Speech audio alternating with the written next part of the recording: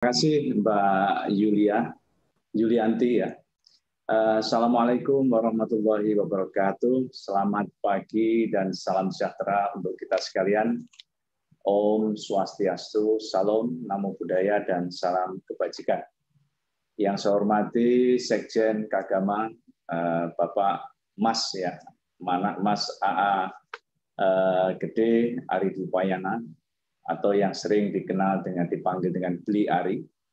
Kemudian yang saya hormati Mas Danang Srihatmoko, Direktur Kemitraan Alumni dan Urusan Internasional Universitas Gadjah Mada, narasumber yang juga nanti akan sharing dengan kita semua, Bapak Insinyur Bernardus Wisnuwijaya MSc, Deputi Bidang Sistem dan Strategi Badan Nasional Penanggulangan Bencana, serta yang saya cintai seluruhnya, para calon wisudawan program diploma dan sarjana Universitas Gadjah Mada. Pertama tentunya saya mengucapkan terima kasih untuk bersama-sama dengan adik-adik kita bertemu untuk kita saling bertukar pikiran. Ini mengingatkan kenangan saya pada bulan yang sama, pada bulan November. Saya waktu itu lulus juga dari Universitas Gadjah Mada pada tahun 1993. Jadi sudah hampir 37 tahun yang lalu ya. Belum ada ya. 93, 27 tahun yang lalu. Jadi waktu yang cukup lama, hampir 3 dasawarsa meninggalkan kampus biru kita yang memang situasinya 27 tahun yang lalu memang banyak yang berubah. Tapi tentunya kita masih mempertahankan baik istilahnya adalah nilai-nilai. Ini adalah sesuatu yang menurut saya tidak akan pernah lekang oleh suatu zaman dan waktu.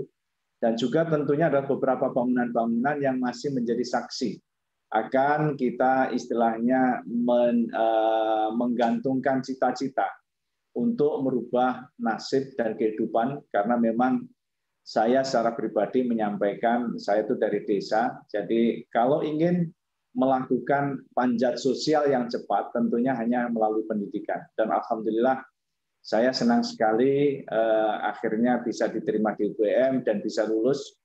Karena kalau untuk lulus itu di UGM itu waktu itu ada sesuatu yang sangat susah. Susah masuknya dan juga susah lulusnya. Alhamdulillah bisa lulus.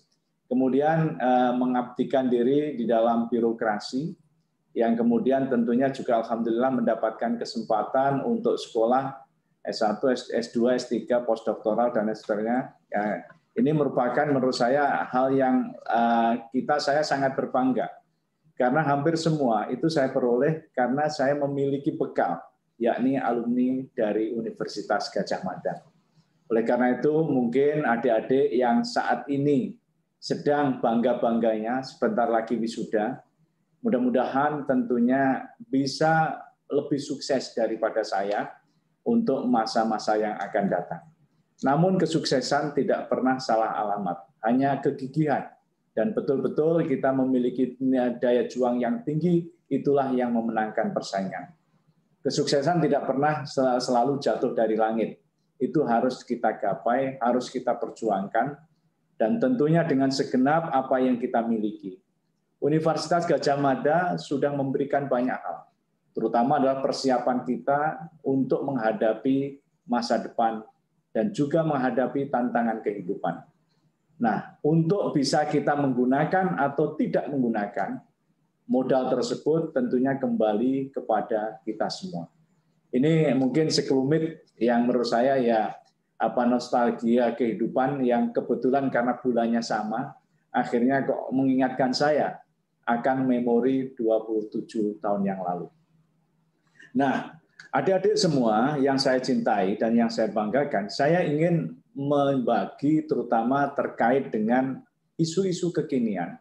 Dan mungkin juga adalah merupakan tantangan yang kalian harus hadapi, terutama terkait dengan isu ketenagakerjaan. Kita mengetahui bahwa memang hampir semua kalau kita ini setelah keluar dari periode kita pendidikan, sekolah. Alhamdulillah kita semua ini diberikan kesempatan untuk bisa mengenyam pendidikan tinggi, minimal saja. Nah,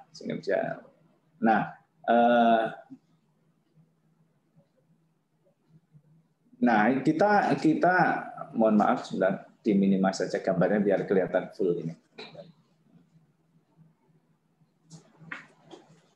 Nah, jadi dalam hal ini adik-adik semua, mohon izin sebentar ya. Minimize saja, minimize itu. Jadi fotonya nggak kelihatan. Karena di sana ya.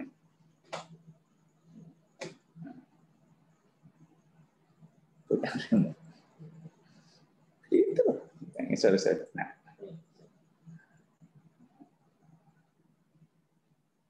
Sorry. Sini.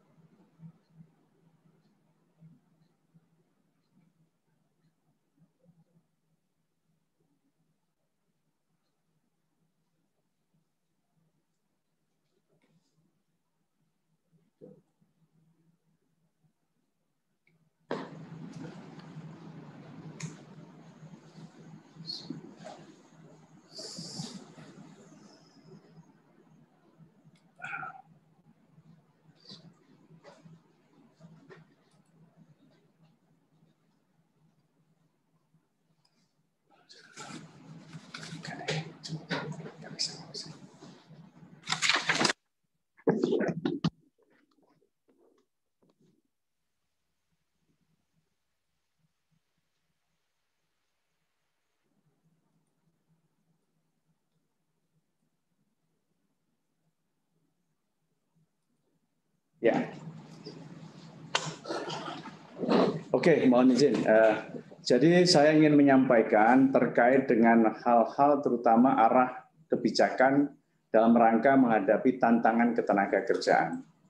Jadi sebagaimana yang tadi saya sampaikan bahwa fase kehidupan yang akan kita lalui setelah kita menyelesaikan pendidikan adalah kita memasuki dunia kerja.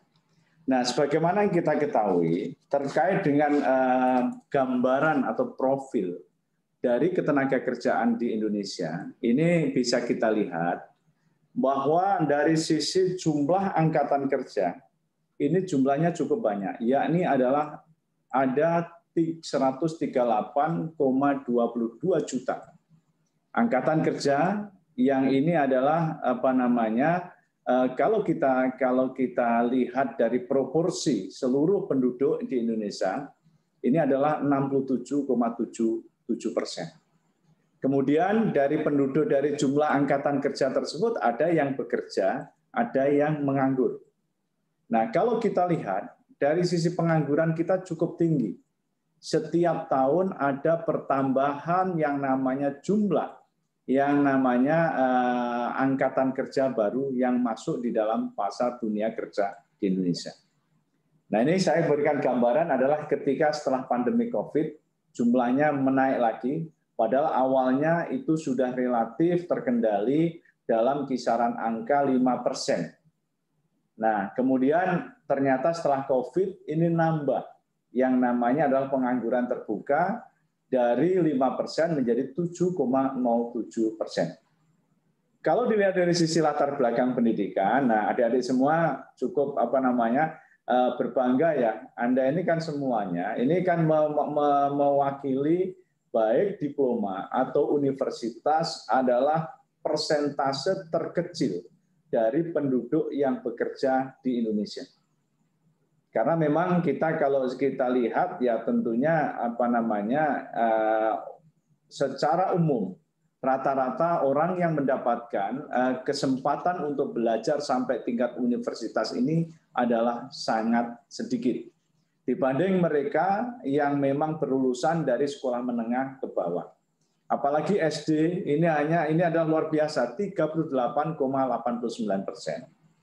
Namun demikian kalau dilihat dari sisi tingkat pengangguran terbuka atau TPT ya, ini kita melihat bahwa ternyata SD ini kecil dibanding dengan mereka yang lulusan SMK.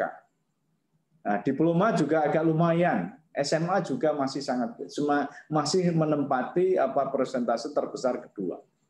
Jadi SD ini adalah 3,61% yang tidak nganggur, tapi mereka juga mengisi pekerjaan-pekerjaan yang sifatnya itu adalah pekerjaan-pekerjaan yang sering dikenal dengan namanya pekerjaan blue collar, pekerjaan-pekerjaan yang tidak membutuhkan skill spesifik untuk memasuki dunia kerja itu.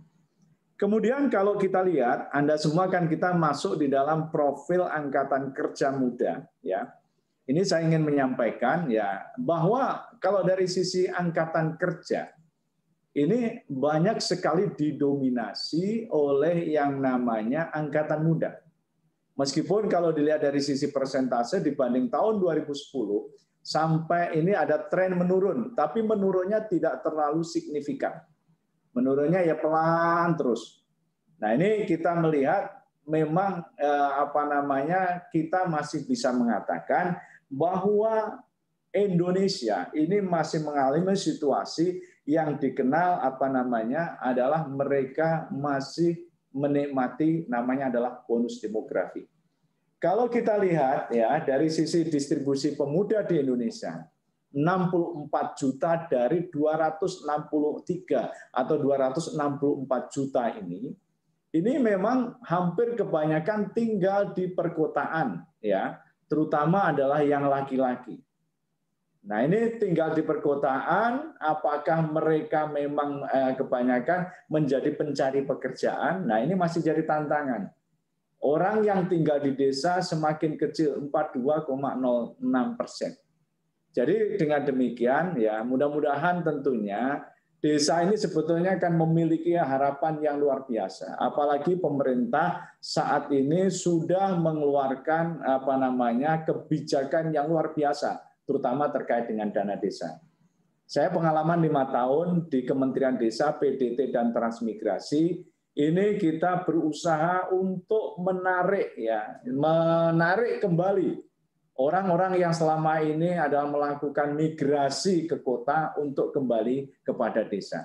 Caranya apa? Caranya adalah dari dana desa yang setiap desa ini mendapatkan kurang lebih 1 miliar rupiah ini, kita ciptakan aneka-aneka yang namanya pekerjaan kita dorong, terutama adalah untuk mendukung kegiatan ekonomi desa ini semakin tumbuh dan berkembang. Nah, kemudian kalau kita lihat dari sisi profil lainnya ya, teman-teman semua, adik-adik semua, ini kalau kita lihat next ya, ini kan tingkat partisipasi angkatan kerja. Ini banyak yang kerja muda ini banyak yang laki-laki. Nah, kemudian perempuan ini sedikit. Nah, banyak juga pekerja adalah yang di sini yang pemuda yang bekerja menurut status pekerjaannya, ini sebetulnya banyak yang pengen di pekerja formal. Artinya mereka ini masuk ingin tempatnya memiliki kantor, memiliki yang namanya atasan dan sebagainya. Ini adalah potret profil tentang tenaga kerja muda di Indonesia. Kemudian tantangan ketenaga kerjaan. Kita melihat ya beberapa tantangan ini yang harus kita respon. Pertama, tren pertumbuhan angkatan kerja selama 3 tahun terakhir 4 juta, maka dalam 5 tahun ke depan diperlukan penciptaan lapangan pekerjaan untuk menyerap angkatan kerja tersebut. Jadi selama 3 tahun itu kan adalah 4 juta. Berarti kalau 5 tahun berarti angkanya akan tambah lagi. Dari tingkat pendidikan, dalam 3 tahun terakhir, persentase angkatan kerja yang berpendidikan SMP dan ke bawah hanya turun 1,7%. Ini mengindikasikan bahwa peningkatan kualitas angkatan kerja melalui sistem pendidikan formal memang merupakan langkah jangka panjang. Oleh karena itu, maka kita perlu, selain adik-adik, ini adalah yang tadi sudah menikmati pendidikan tinggi, kita perlu istilahnya ada lagi selain tadi yang segmen masyarakat lagi, itu adalah kita lakukan program pengikut sertaan dalam aneka pelatihan di vokasi, agar mereka mendapatkan satu pengetahuan, terutama adalah keterampilan yang terkait dengan kebutuhan yang ada di dunia pekerjaan. Nah, kemudian tantangan yang lain, ini adalah tantangan yang terkait dengan misalnya produktivitas. Kalau dibandingkan dengan negara-negara lain, ini produktivitas pekerja kita ini relatif masih rendah. Bayangkan misalnya dengan Singapura, kita tidak terlalu bayangkan Singapura lah. Filipina, kemudian Vietnam, di rata-rata ASEAN ini masih kita di bawah rata-rata. Nah, ini kemudian indeks daya saing kita meskipun sudah mulai baik, yakni ada dalam posisi 64,6%. Nah, ini saya melihat ya, adik-adik semua, ini yang merupakan tantangan tadi. Yang pertama, tantangan produktivitas. Tadi produktivitas kita masih rendah, jumlah kita banyak. Tapi daya saing kita sebetulnya sudah mulai baik. Artinya instrumen yang lain mulai ada perbaikan, tapi terkait dengan produktivitas inilah yang harus menjadi satu kata kunci yang harus kita lakukan penanganan dengan baik. Nah, kemudian slide langsung pada 8, ya ini kita melihat tantangan isu lain yang memang menurut saya ini yang harus kita betul-betul respon dan kita istilahnya tangani dengan baik. Ini ada beberapa isu. Misalnya ada bonus demografi. Indonesia mempunyai banyak usia produktif saat ini yang perlu pelatihan yang tepat sasaran. Saya rasa Anda semua, adik-adik semua ini saat ini adalah merupakan kelompok dari dalam kelompok penduduk yang masuk di dalam yang tadi memiliki istilahnya pada saat ini kesempatan, dan ini merupakan bagian dari satu situasi yang dikenal dengan bonus demografi. Kemudian teknologi revolusi industri 4.0. Saya rasa ini juga sudah mendorong kita untuk mengembangkan berbagai aneka aplikasi yang memang dibutuhkan untuk memanfaatkan situasi saat ini. Jadi berbagai misalnya adalah terkait dengan teknologi digital. Ini kan luar biasa pada saat ini. Nah, jadi dalam hal ini saya melihat misalnya di masa depan.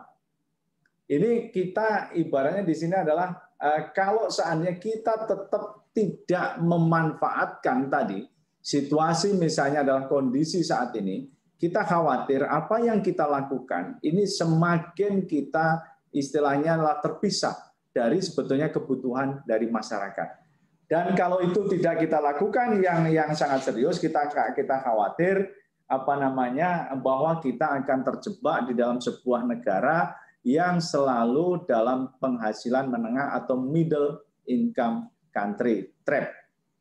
Nah, ini kemudian tadi saya ulas kembali. Jadi dalam hal ini misal tantangan menghadapi bonus ini demografi. Ini ya tantangan ini kan kita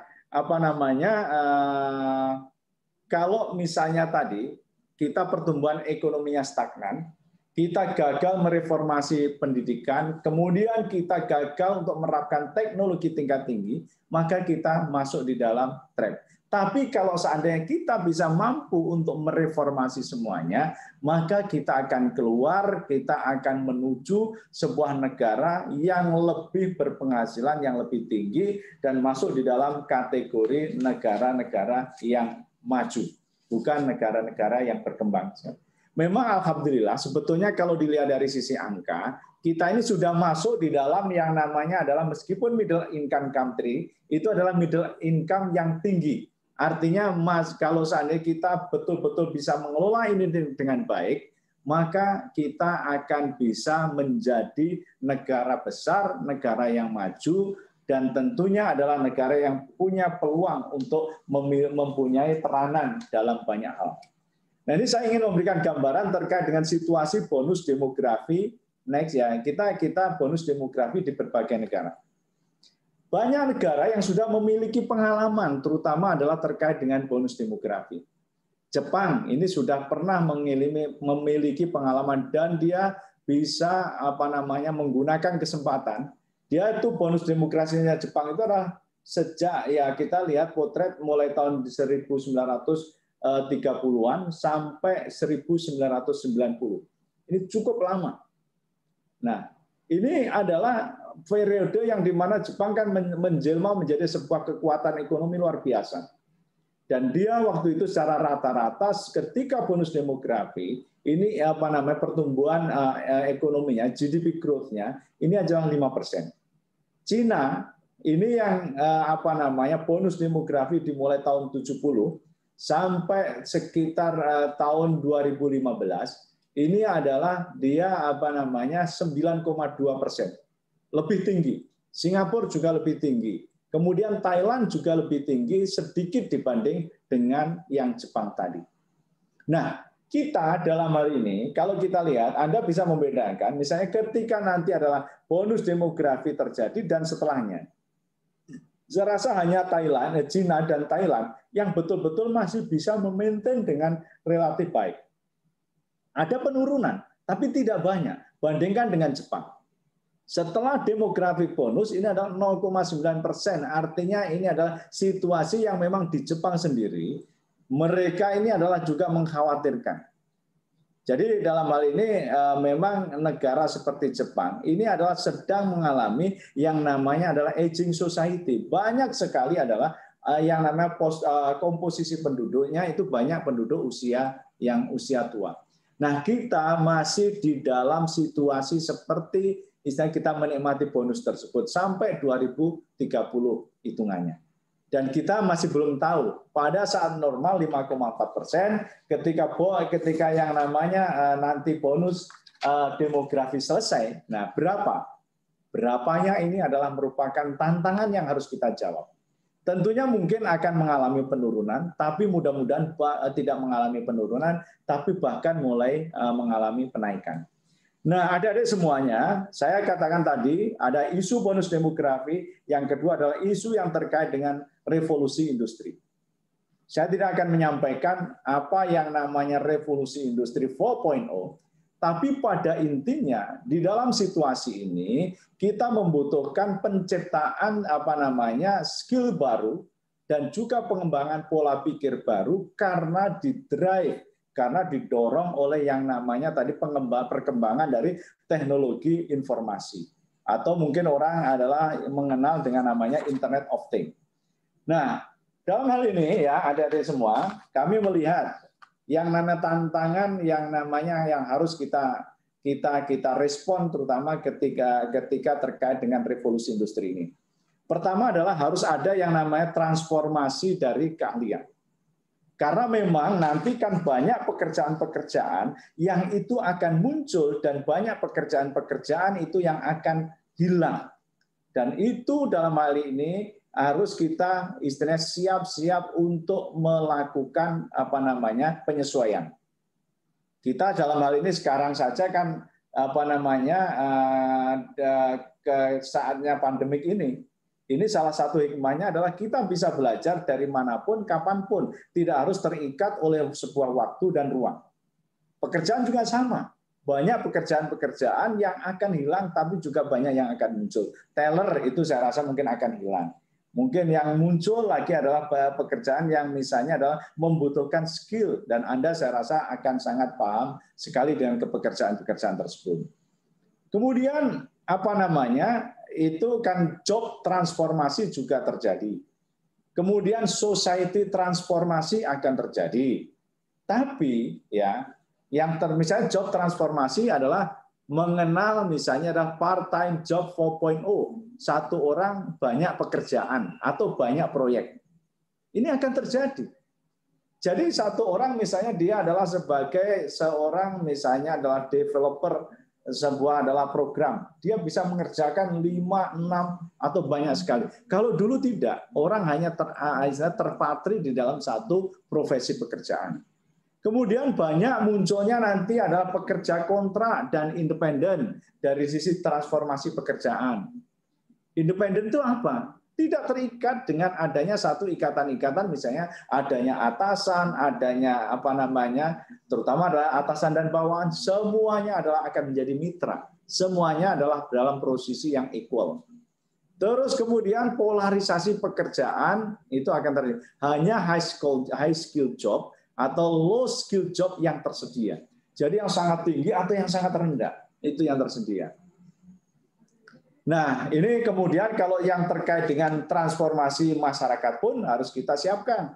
Tadi saya katakan, prosentase terbesar masih lulusan SD. Nah, tantangan kita, adik-adik semua, ini adalah bagaimana mendekatkan yang Anda semua yang sudah sangat tinggi, istilahnya adalah pengetahuan, keterampilannya dengan masyarakat secara luas yang masih ibaratnya level pendidikan dan level keterampilannya itu belum terlalu berkembang. Nah, ini yang apa namanya saya lihat adalah 3 tantangan yang harus kita respon semua. Kami melihat misalnya ya apa namanya langsung pada slide 14 ini dampak otomatisasi pekerjaan. Ini kita melihat dari sumber dari McKinsey 2017. Ini Anda melihat ada pekerjaan-pekerjaan di 2 negara. Yang satu ada negara maju yang kuning, yang biru ada negara berkembang. Ada yang menurun, ada yang tetap, ada yang naik. Yang menurun misalnya adalah unpredictable physical, artinya pekerjaan-pekerjaan yang apa namanya fisik, customer interaction, maksudnya membutuhkan interaksi dengan pengguna. Artinya orang sudah bisa belajar dengan gadget. Ini kalau yang di negara maju masih sama, tapi negara kita masih naik. Orang masih dibutuhkan, misalnya dalam sebuah pelayanan adanya interaksi antara penyedia layanan dengan pengguna layanan. Kemudian ada yang pendukung perkantoran, ya ini staf-staf di kantor ini semakin berkurang. Kalau di tempat kita masih di negara yang berkembang naik, tapi naiknya tidak kecil. Contohnya ada tenaga-tenaga pendukung di kantor. Tapi di posisi-posisi yang naik, misalnya profesional, care providers, builders, ya, kemudian manager, eksekutif, edukator, teknologi profesional yang berkembang di industri kreatif, semuanya naik. Ini adalah apa yang akan diprediksi oleh yang namanya tadi McKinsey. Dan saya rasa saat ini kita juga sudah melihat terkait misalnya industri kreatif. Ini saya melihat banyak sekali istilahnya kreator-kreator muda yang ini sebetulnya mereka kadang-kala dididik bukan hanya dari perguruan tinggi. Kadang-kala dididik oleh sebuah komunitas antar kreator, kemudian mereka saling istilahnya bertukar pikiran, kemudian dia apa namanya keluar gagasan dan ide-ide yang memang akhirnya menjadi sebuah katakanlah pengetahuan yang bisa istilahnya digunakan dan memiliki nilai ekonomi yang tinggi. Jadi adik-adik semua, inilah tantangan terutama adalah kira-kira ya istilahnya dari kajian McKinsey, pekerjaan-pekerjaan yang mungkin nanti akan Anda hadapi, Anda apa namanya harus lakukan respon dengan secara tepat dan tentunya akurat. Nah, saya dalam hal ini kita apa namanya pada langsung slide 16. Nah, ini kita melihat ya. Kira-kira apa namanya kira-kira strategi dari Kementerian Ketenagakerjaan apa yang harus dilakukan untuk menghadapi transformasi ketenagakerjaan karena revolusi industri dan tentunya adalah apa namanya dampak COVID ini. Pertama adalah ya kita seiring dengan semakin cepatnya perubahan dunia ketenagakerjaan akibat proses otomasi industri dan dampak pandemi COVID-19 mendorong percepatan penggunaan teknologi digital dan online. Nah, kita kementerian sudah menyiapkan beberapa di sini adalah persiapan, terutama adalah kita dengan memperkuat yang namanya adalah balai-balai latihan vokasi kita. Pertama tentunya kita memiliki analisis tentang dinamika permintaan dan penawaran di sektor pekerjaan akibat pandemi COVID-19 ini. Ini penting sekali. Karena adik-adik semua ini kan harus kita betul-betul kalau Anda tadi 2 opsinya. Kalau Anda ingin menjadi pekerja, maka harus tahu kira-kira demand dari penyedia kerja itu seperti apa. Kecuali Anda akan misalnya akan membuat, udahlah saya akan wirausaha saja. Saya akan membangun apa namanya sebuah kerajaan bisnis. That's good. Dan itu bahkan menurut saya yang sangat kita inginkan. Karena memang yang namanya tadi persentase entrepreneur di Indonesia ini kan masih sedikit. Dan mudah-mudahan UGM lah kita kalau UGM generasi saya pengen orangnya akan bekerja, bukan menciptakan pekerjaan tadi. Kemudian yang kedua adalah penyiapan kompetensi baru melalui pelatihan kerja dalam bidang kebijakan triple skilling. Nah, triple skillingnya itu adalah nanti ya misalnya apa namanya tentang skilling, kemudian upskilling, kemudian reskilling. Nanti akan saya sedikit jelaskan tentang itu. Kemudian adalah mengoptimalkan fungsi pemagangan untuk menambah pengalaman kerja.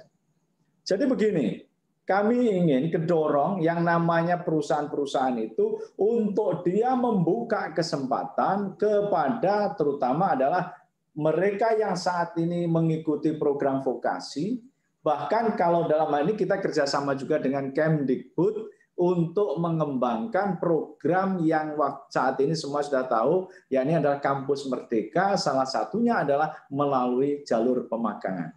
Kemudian adalah peningkatan soft skill dan produktivitas kerja, kemudian melakukan redesign kurikulum, metode dengan pendekatan human digital skill dan metode blended learning.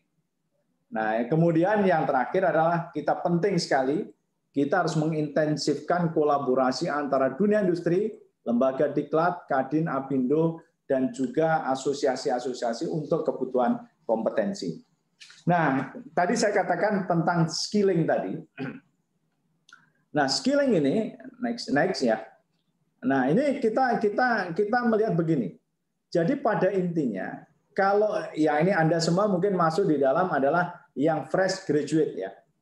Skilling ini adalah skill adjustment, matching, pembekalan. Nah, artinya tujuannya kita ingin untuk melakukan adjustment, melakukan penyesuaian dari yang namanya orang yang baru lulusan, baik itu perguruan tinggi, SMA, untuk sesuai dengan tadi adalah kebutuhan dari penyedia pekerjaan. Nah, kita kan tadi saya lihat datanya seperti itu, ini yang menjadi sebuah hal yang ingin kita garap. Kemudian yang kedua adalah upskilling. Ini sasarannya siapa? Orang yang bekerja. Karena pada intinya bekerja itu pada saat yang akan datang, ini bukan bekerja yang statis, tapi dinamis. Tuntutan masyarakat kan terus makin tinggi, maka kita juga yang namanya tadi output produk pun juga harus terus ada peningkatan. Maka ini bagi yang bekerja pun harus ada dikenal namanya upskilling, yakni adalah meningkatkan kompetensi kerja, updating skill, kemudian untuk meningkatkan karir mereka. Kemudian yang terakhir adalah reskilling, yakni adalah memberikan untuk pekerja yang berpotensi atau yang sudah ter-PHK. Ya PHK itu kan sesuatu yang kadang-kala ya memang tidak bisa tidak kita inginkan, tapi juga kadang tidak terhindari karena banyak alasan. Misalnya yang namanya perusahaannya bangkrut, kan nggak mungkin itu akan istilahnya pekerjanya tetap digaji. Nah oleh karena itu pemerintah kita di sini adalah mengembangkan reskilling, yakni adalah mereka kita beri pembekalan tambahan untuk alih profesi atau bisa menjadi wirausaha.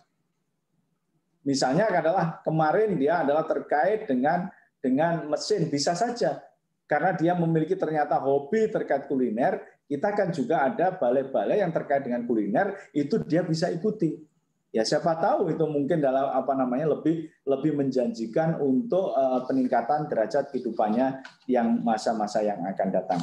Nah, BLK ya, Bapak sekalian, ini tentang BLK, kita ada 22 kejuruan BLK ya yang memang ini bisa sebetulnya menurut saya menjadi informasi bahwa memang ya jangan ibaratnya kita apapun yang terkait next slide ya, apapun yang terkait dengan slide berikutnya itu ini sebuah ilmu menurut saya tidak ada salahnya untuk kita belajar. Karena belum tentu kita semua ini adalah apa jalur yang saat ini kita sedang pelajari, ini adalah betul-betul jalur takdir kita di masa yang akan datang. Sehingga kalau semakin kita mengetahui banyak tentang ilmu, tentunya kita memiliki pilihan-pilihan hidup yang lebih banyak.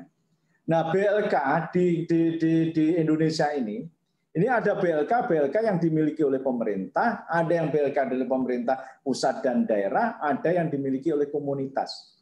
Komunitas jumlahnya lebih banyak. Saat ini saja ada sudah 1.200 komunitas dan ini macam-macam terkait dengan keterampilan-keterampilan yang bisa kita pelajari. Misalnya adalah terkait dengan las, terkait otomotif, terkait dengan misalnya adalah robotik, terkait dengan teknik seni kuliner, dan seterusnya.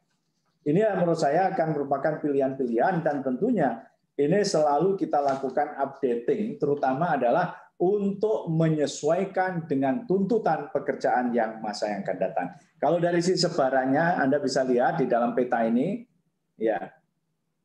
Ini adalah 1.005 tadi ya, 1.005 saya katakan peta dari seluruh BLK yang ada di Indonesia. Selain BLK yang dimiliki oleh pemerintah pusat, Kemenaker memiliki 23 BLK, kemudian daerah-daerah baik provinsi ataupun kabupaten juga memiliki balai-balai latihan kerja. Ini memang merupakan menurut saya respon yang saat ini yang kita lakukan, dan ini adik-adik semua, ya saya rasa Anda semua tentunya ada pilihan, apakah akan mengembangkan ilmu atau masuk dunia kerja. Kalau mengembangkan ilmu bisa saja Anda menjadi dosen-dosen, Anda menjadi pendidik, Anda menjadi peneliti. Nah, kemudian kalau misalnya langsung masuk kerja, pilihannya ada beberapa. Kalau misalnya ada yang ingin masuk di dalam birokrasi, menjadi aparatur sipil negara, sekarang juga sudah terbuka, mulai karena moratorium sudah dicabut. Kemudian kalau ingin masuk di dunia kerja, apakah masuk di dunia kerja yang swasta, swastanya swasta besar, kemudian dalam atau luar negeri, atau bahkan Anda tertarik untuk kembali ke desa, terutama dalam mengembangkan desa melalui berbagai usaha yang salah satunya yang saat ini juga menjadi perhatian adalah mengembangkan badan-badan usaha milik desa atau BUMDes. Demikian yang bisa saya sampaikan, Mbak Yuli, mudah-mudahan ini memberikan informasi dan manfaat terutama kepada adik-adik yang saya sangat banggakan, yang sangat saya sayangi. Ketika mulai mungkin setelah Anda di wisuda, Anda sudah mulai berpikir kira-kira saya akan kemana? Dan saya kira-kira dalam beberapa waktu yang akan datang akan menjadi apa? Itu adalah merupakan perencanaan hidup yang menurut saya yang harus Anda lakukan kalau Anda ingin menjadi manusia yang sukses. Terima kasih. Assalamualaikum warahmatullahi wabarakatuh.